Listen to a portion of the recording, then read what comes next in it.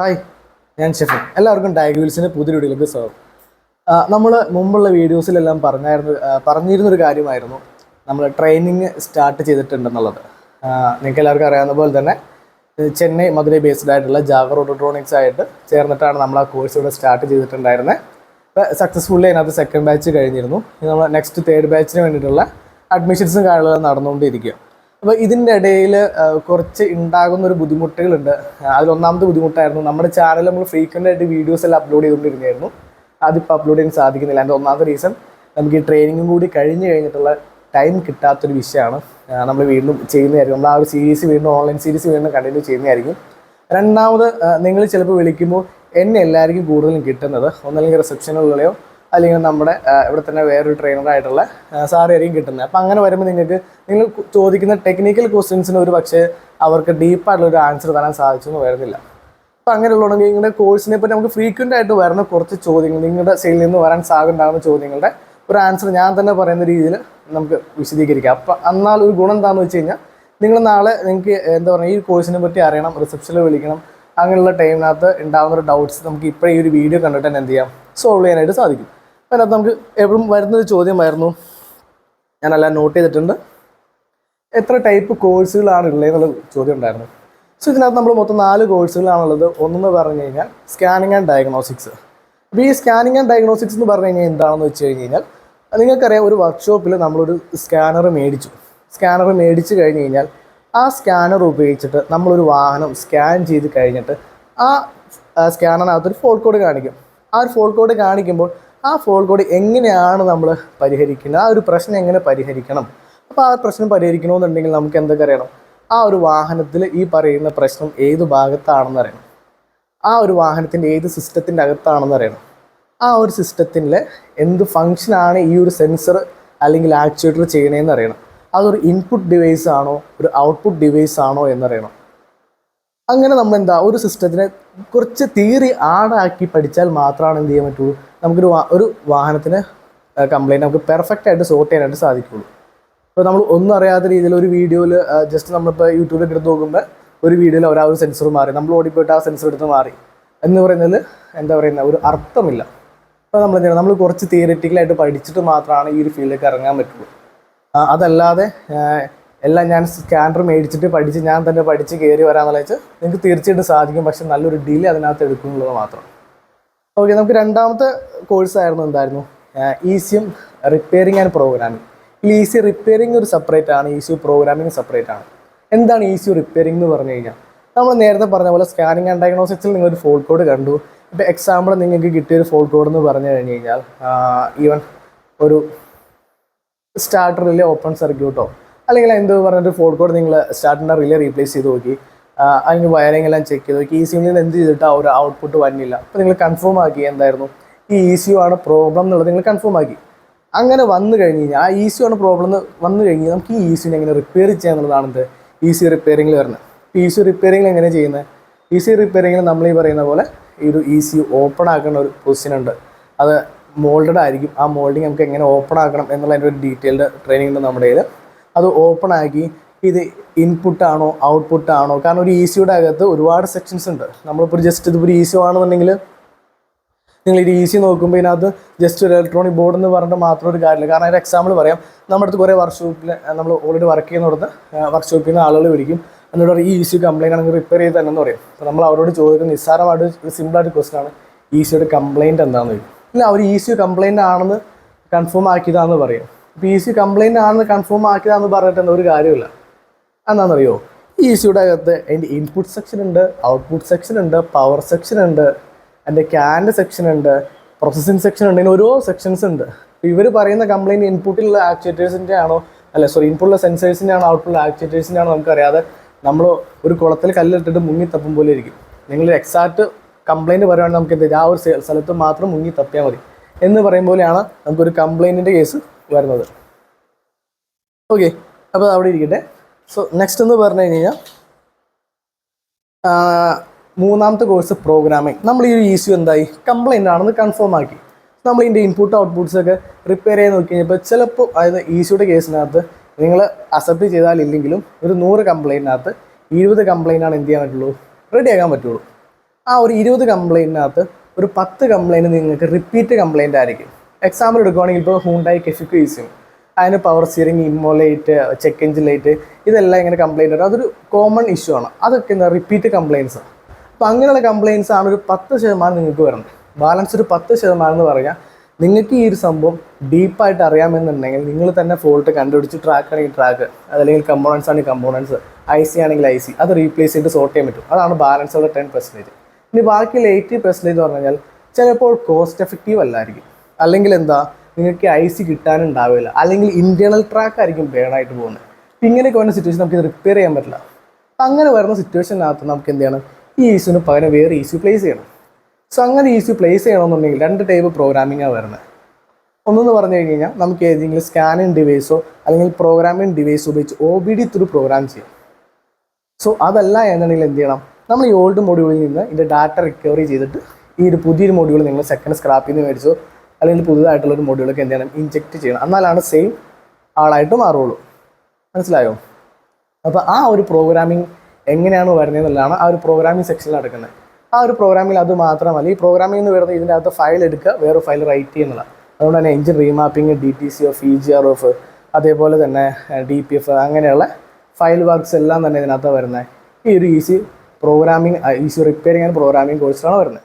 So ഇനിയുള്ള മൂന്നാമത്തെ course എന്ന് പറഞ്ഞു കഴിഞ്ഞാൽ നമ്മുടെ കീ പ്രോഗ്രാമിംഗ് ആണ്. കീ പ്രോഗ്രാമിംഗ് ഈ പറഞ്ഞ പോലെ തന്നെ വളരെ വ്യത്യസ്തമാണ്. കാരണം എല്ലാവരും പറയുന്ന കേസ് അവർ മേടിക്കുന്ന സ്കാനിങ് ടൂളുകളിലെല്ലാം തന്നെ കീ പ്രോഗ്രാമിംഗ് ഉണ്ട്. പിന്നെ എന്തുകൊണ്ട് എനിക്ക് കീ പ്രോഗ്രാമിങ്ങിന് വേണ്ടി മാത്രം വേറെ ടൂൾ മേടിക്കണം എന്നൊക്കെ ചോദ്യങ്ങൾ വരാറുണ്ട്. നിങ്ങൾ ഈ ഒരു കോഴ്സ് അറ്റൻഡ് ചെയ്യുക അല്ലെങ്കിൽ ഈ ഒരു ഫീൽഡിൽ വർക്ക് ചെയ്യുന്ന ആരുടെയും ചോദിച്ചാൽ ആ ഡൗട്ട്സ് ക്ലിയർ ചെയ്യും. കാരണം സ്കാനിങ് ടൂളുകളിൽ ഒരു പരിധി വരെയാണ് കീ പ്രോഗ്രാമിങ്ങിൻ്റെ ഡയറക്റ്റ് വേസ് മാത്രമേ ഉള്ളൂ. ഇൻഡയറക്റ്റ് വേസ് എന്ന് പറഞ്ഞു കഴിഞ്ഞാൽ നമുക്ക് ഈ പിൻ കോഡ് റീഡ് ചെയ്യുക, അല്ലെങ്കിൽ കീ വഴി ഡംപ് ചെയ്യുക, അല്ലെങ്കിൽ അതിൻ്റെ ഉള്ള CS കോഡ്, പിൻ കോഡ്, അങ്ങനെയുള്ള കാൽക്കുലേഷന് വേണ്ടിയിട്ടുള്ള ഡാറ്റ കളക്ട് ചെയ്യുക. ഈ ഒരു പ്രൊസീജിയർ നിന്നും ഉണ്ടാവില്ല, ഒരു ഡയഗ്നോസ്റ്റിക്സ് ടൂളിനകത്ത് ഉണ്ടാവില്ല. അപ്പോൾ ഒരു പ്രൊഫഷണൽ കീ പ്രോഗ്രാമിംഗ് ടൂൾ എന്ന് പറഞ്ഞു കഴിഞ്ഞാൽ സ്കാനിങ് ടൂളിൽ നിന്ന് പക്ക ഡിഫറെൻ്റ് ആയിട്ടായിരിക്കും ഉണ്ടാകുന്നത്. ഓക്കെ, കാണാനെല്ലാം ഒരുപോലെ തന്നെ ആയിരിക്കും. കാരണം അതിനകത്ത് ആഡ് ഓൺ ഡിവൈസുകൾ ഉണ്ടാവും, അത് പ്ലഗിൻസ് ആയിട്ട് ഡിവൈസുകൾ ഉണ്ടാവും. ഇപ്പോൾ ഹോട്ടൽ പറയുകയാണെങ്കിൽ XP400, AP200 എന്നൊക്കെ പറയുന്ന ഡിവൈസുകൾ ഉണ്ടെങ്കിലാണ് നമുക്ക് എന്ത് ചെയ്യാൻ പറ്റുള്ളൂ, ഈ കീടകത്തുള്ള ഫയൽ എക്സ്ട്രാക്ട് ചെയ്യുക, അങ്ങനെയുള്ള പ്രൊസീജിയറൊക്കെ ചെയ്യാനായിട്ട് സാധിക്കുകയുള്ളൂ. അപ്പോൾ അതാണ് കീ പ്രോഗ്രാമിൽ. പിന്നെ പറഞ്ഞാൽ നമ്മളെന്താ, ഇപ്പോൾ നോർമൽ നമ്മൾ എടുക്കുകയാണെങ്കിൽ നമ്മളിവിടെ പഠിപ്പിക്കുന്ന സിമ്പിളായിട്ടുള്ള മെത്തേഡ് എന്ന് പറഞ്ഞാൽ നമ്മൾ ഈ ഒരു കീനെ നമ്മളിവിടെ വിളിക്കുന്നതാണ് MC കീ എന്ന് വിളിക്കുന്നത്. ഈ ഒരു കീനെ ഓക്കെ, ഈ ഒരു കീ നമ്മൾ MC കീ എന്ന് വിളിക്കും. നമ്മൾ ഈ ഒരു കീനെ MCR എന്ന് വിളിക്കും. ഈ ഒരു കീ നമ്മൾ SMCR എന്ന് വിളിക്കും. പിന്നെ ഇതിനകത്ത് ഇടയിലൊരു മോഡൽ ഉണ്ട് ഫ്ലിപ്പ് ടൈപ്പ്, അത് നമ്മൾ SMCR എന്ന് വിളിക്കും, FMCR എന്ന് വിളിക്കും. കാരണം എന്ന് പറഞ്ഞാൽ നമ്മൾ പഠിപ്പിക്കുന്ന എല്ലാം തന്നെ വളരെ സിമ്പിൾ ആയിട്ടുള്ള ഇക്വേഷൻസ് വെച്ചിട്ടാണ്. ഇക്വേഷൻസ് എന്ന് പറഞ്ഞു കഴിഞ്ഞാൽ നിങ്ങളുടെ അടുത്ത് വരുന്നവർക്ക് നമുക്കറിയാം ഈ ഒരു മേഖലയിൽ ഒരുപാട് മോഡൽസ്, ഒരുപാട് ബ്രാൻഡുകളുടെ ഒരുപാട് മോഡൽസ് വെഹിക്കിൾസ് ഉണ്ട്. അപ്പോൾ നമുക്ക് ഓരോ മോഡലിൻ്റെയും ഓരോ മെത്തേഡ് ഇങ്ങനെ മനഃപ്പാഠമാക്കി പഠിക്കാൻ പോസിബിൾ അല്ല. അപ്പോൾ ഇതിനെല്ലാം കൂടി വേണ്ട രീതിയിൽ നമുക്കൊരു ഇക്വേഷൻ ഉണ്ട്. നിങ്ങൾ ആ ഒരു ഇക്വേഷനിൽ നിങ്ങൾക്ക് വേണ്ട കാര്യങ്ങൾ കറക്റ്റായിട്ട് പ്ലേസ് ചെയ്ത് കഴിഞ്ഞാൽ നിങ്ങൾക്ക് ആൻസർ കിട്ടും. എന്ന് പറഞ്ഞ പോലെ തന്നെ നിങ്ങൾ ഇതിനെടുക്കുന്ന പ്രിപ്പറേഷൻസ് കറക്റ്റായിട്ട് ചെയ്യുവാണെങ്കിൽ നിങ്ങൾക്ക് എന്ത് ചെയ്യാം, നിങ്ങളുടെ വർക്ക് കംപ്ലീറ്റ് ചെയ്യാൻ പറ്റും.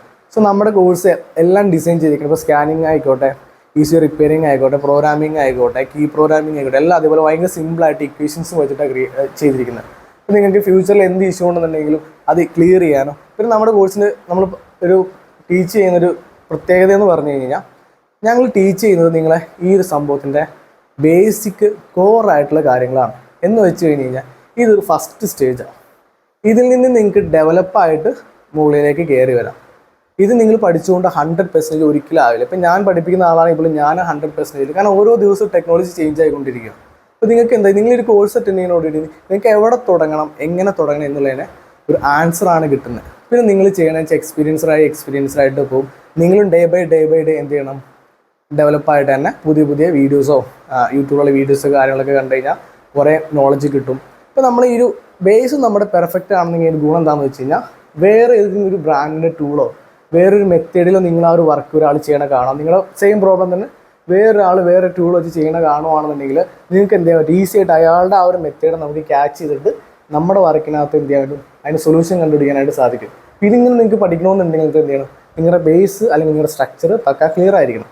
അങ്ങനെയാണ് നമ്മുടെ ഈ കോഴ്സുകളെല്ലാം ഡിസൈൻ ചെയ്തിരിക്കുന്നത്. ഇപ്പോൾ കീ പ്രോഗ്രാമിങ്ങിൽ നമ്മൾ മെയിനായിട്ട് എങ്ങനെയാണ് മെക്കാനിക്കൽ കീ ഉണ്ടാക്കുന്നത്, കീ ലോസ്റ്റായി എങ്ങനെ കീ ഉണ്ടാക്കുന്നത്, അതുപോലെ ഓട്ടോമാറ്റിക് മെഷീൻ, മാനുവൽ മെഷീൻസ്, അതുപോലെ കൈ കൊണ്ട് എങ്ങനെ കീ ഉണ്ടാക്കാം, ഫയലിൽ എങ്ങനെ കീ ഉണ്ടാക്കാം, കീ സിലിണ്ടർ എങ്ങനെ വർക്ക് ചെയ്യുന്നത്. അത് കഴിഞ്ഞിട്ട് പിന്നെ നമ്മൾ ചിപ്പിൻ്റെ സീരീസ്, അതേപോലെ തന്നെ റിമോട്ട് സീരീസ്, പിന്നെ ഓരോ ബ്രാൻഡ് വൈസും അതിൻ്റെ മെത്തേഡ് കാര്യങ്ങൾ, പിന്നെ സ്പെഷ്യൽ ഫംഗ്ഷനായിട്ടുള്ള കീ വൈ ഡംപ്, അതേപോലെ തന്നെ ഇമ്മോ കാൽക്കുലേഷൻസ്, അതേപോലെ തന്നെ എങ്ങനെയാണ് ഡീലർ കീ ഉണ്ടാക്കുന്നത്, അങ്ങനെയുള്ള വാഗ് ഗ്രൂപ്പുകൾ, അങ്ങനെയുള്ള കാര്യങ്ങളൊക്കെ ഡീറ്റെയിൽ ആയിട്ട് കീ പ്രോഗ്രാമിങ്ങിൽ വരും. പിന്നെ അതെല്ലാം കഴിഞ്ഞിട്ട് വരുന്നത് അതിൻ്റെ ഒപ്പം തന്നെ പറയുകയാണ് ഇമ്മോ അഡാപ്റ്റേഷൻ എന്ന് പറഞ്ഞാൽ നമ്മൾ ഇമ്മോ പാർട്സ് എന്ന് പറയുന്ന പാർട്സുകളുണ്ട്. എന്ന് വെച്ച് കഴിഞ്ഞാൽ ഒരു വണ്ടി സ്റ്റാർട്ട് ആവണമെന്നുണ്ടെങ്കിൽ ഏതൊക്കെ പാർട്സുകളിലാണോ ഈ ഒരു കീയുടെ ഡാറ്റ സേവ് ആയിട്ടുണ്ടാകുന്നത് അത് നമ്മൾ ഇമ്മോ പാർട്സ് എന്ന് പറയും. ആ ഇമ്മോ പാർട്സ് റീപ്ലേസ് ചെയ്യുമ്പോൾ ചെയ്യേണ്ട പ്രോഗ്രാമിങ് കാര്യങ്ങളൊക്കെ ആയിരിക്കും ഈ കീ പ്രോഗ്രാമിങ്ങിലും ECU പ്രോഗ്രാമിങ്ങിലും കൂടി രണ്ടുകൂടി കമ്പൈൻഡ് ആയിട്ട് വരുന്നത്. ഇനി നാലാമത്തെ കോഴ്സ് എന്ന് പറഞ്ഞു കഴിഞ്ഞാൽ ഓഡോമീറ്റർ റിപ്പയറിംഗ് ആണ്. അതായത് ക്ലസ്റ്റർ റിപ്പയറിംഗ് ആണ്. ക്ലസ്റ്റർ റിപ്പയറിങ്ങിനകത്ത് 2 ടൈപ്പ് റിപ്പയറിംഗ് ആണ് വരുന്നത്. ഒന്ന് ഡാറ്റ കാലിബ്രേഷൻ ആണ്. നമുക്ക് കിലോമീറ്ററിൽ വരുന്ന അഡ്ജസ്റ്റ്മെൻറ്റ്സ്, കിലോമീറ്റർ അപ്പ് ആക്കാനോ അതിനകത്ത് റീഡിങ് ഡൗൺ ആക്കാനോ നമുക്ക് സാധിക്കും. അതാണ് ഒന്നാമത്തെ കേസ്. ഫോർ ലീഗൽ പർപ്പസിന് വേണ്ടി മാത്രമാണ് യൂസ് ചെയ്യാവുള്ളൂ. രണ്ടാമത്തെ കേസ് എന്ന് പറഞ്ഞു കഴിഞ്ഞാൽ ഈ നമ്മുടെ eSIM പോലെ തന്നെ അതൊരു ഇലക്ട്രോണിക് ബോർഡാണ്. അപ്പോൾ ആ ഒരു ബോർഡിന് എന്ത് ചെയ്യാം, കുറേ ഫെയിലിയേഴ്സ് ഉണ്ടാവാം. നീഡിൽ വർക്ക് ആവാതെ വരിക, ഡിസ്പ്ലേ ഫെയ്ഡായി പോവുക, ഡിസ്പ്ലേ വർക്ക് ആവാതെ വരിക, അല്ലെങ്കിൽ ഓൺ ആവണില്ല, അല്ലെങ്കിൽ ഏതെങ്കിലും നീഡിൽ പർട്ടിക്കുലർ വർക്ക് ചെയ്യുന്നില്ല, അങ്ങനെ ഒരുപാട് കംപ്ലയിൻറ്റ്സ് വരും. അപ്പോൾ ആ ഒരു കംപ്ലയിൻറ്റ്സ് എന്താ നമുക്ക് സോൾവ് ചെയ്യണം. അപ്പോൾ എങ്ങനെ സോൾവ് ചെയ്യും, അതാണ് ഈ ഓഡോമീറ്റർ റിപ്പയറിംഗിൽ വരുന്നത്. പിന്നെ ഈ ബാലൻസ് മൊഡ്യൂൾസുകളുണ്ടല്ലോ, ABC, എയർ ബാഗ്, അങ്ങനെയുള്ള മൊഡ്യൂൾസുകൾ, അതെല്ലാം നിങ്ങൾ ECU റിപ്പയറിംഗ് പഠിക്കുമ്പോൾ തന്നെ നിങ്ങൾ പഠിച്ചു കഴിഞ്ഞു. കാരണം ആ ഒരു പേര് മാത്രം അവിടെ ചേഞ്ച് ആവുന്നുള്ളൂ. ഇപ്പം നമ്മുടെ അടുത്ത് വിളിക്കുന്നവർ ഫ്രീക്വൻ്റ് ആയിട്ട് ചോദിക്കുന്നത് നിങ്ങൾ ECU മാത്രമാണ് റിപ്പയർ ചെയ്യാൻ പഠിപ്പിക്കുന്നുള്ളൂ, നിങ്ങൾ ABC പഠിപ്പിക്കുന്നില്ലേ, അല്ലെങ്കിൽ BCM പഠിപ്പിക്കുന്നില്ലേ എന്ന് ചോദിക്കും. സോ ഇതിനെല്ലാം സിമ്പിളായിട്ടൊരു മെത്തേഡാണ്. നമ്മളോട് പഠിച്ചു പോയ സ്റ്റുഡൻസുകൾക്ക് അറിയാം സിമ്പിൾ മെത്തേഡ് ഉണ്ട് നമ്മുടെ അടുത്ത്. ആ ഒരു മെത്തേഡ് അപ്ലൈ ചെയ്ത് നിങ്ങൾക്ക് ഏതൊരു മൊഡ്യൂൾ വേണമെങ്കിലും റിപ്പയർ ചെയ്യാൻ വേണ്ടി സാധിക്കുന്നതാണ്. രണ്ടാമത്തെ ക്വസ്റ്റൻ ആയിരുന്നു കോഴ്സിൻ്റെ ഡ്യൂറേഷൻ എങ്ങനെയാണെന്നത്. നമ്മുടെ ഒരു കോഴ്സിൻ്റെ ഡ്യൂറേഷൻ എന്ന് പറഞ്ഞു കഴിഞ്ഞാൽ 1 മാസം തൊട്ട് 1.5 മാസം വരെയാണ്. അതെന്താ അങ്ങനെ എന്ന് പറയാൻ കാരണം എന്ന് വെച്ച് കഴിഞ്ഞാൽ നമ്മൾ ഒരു സിലബസ് ഉണ്ട്. ആ സിലബസ് അനുസരിച്ച് നിങ്ങളുടെ ബാച്ചിലുള്ള ഓരോരുത്തർ എപ്പോഴാണ് കംപ്ലീറ്റ് ആകുന്നത് അത് കണ്ട് നമ്മൾ അടുത്ത സെക്ഷൻ എടുക്കുകയുള്ളൂ.